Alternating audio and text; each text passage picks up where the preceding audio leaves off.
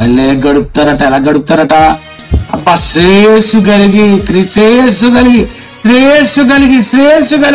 అబ్బా కోట్లు సంపాదించుకొని హాయిగా అమెరికాలో సెటిల్ అవుతాము, లండన్ లో సెటిల్ అయిపోదాము, విదేశాల్లో సెటిల్ అయిపోతాం, దుబాయ్ లో సెటిల్ అయిపోతాము, అక్కడికి వెళ్ళిపోదాం, ఇక్కడికి వెళ్ళిపోదాం. ఇదే కదండి. చదువుకుంటున్నాడు విదేశాలు పోతున్నాడు, తల్లిని వదిలేస్తున్నాడు పోతున్నాడు, బంధువులు వదిలేస్తున్నాడు పోతున్నాడు. శ్రేయస్సు కలిగి తమ దినములు గడుపుదురు.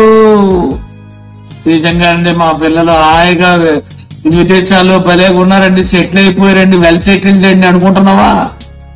రాసుకో ఇదే. శ్రేయస్సు కలిగి తమ దినములు గడుపుదురు, ఒక్క క్షణములోనే పాతాళమునకు దిగుదురు. బాగా బతకాలనుకునేవాడు చెప్తున్నాడు,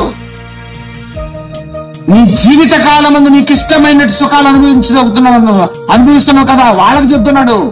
శ్రేయస్సు కలిగి దినములు గడుపుతారు.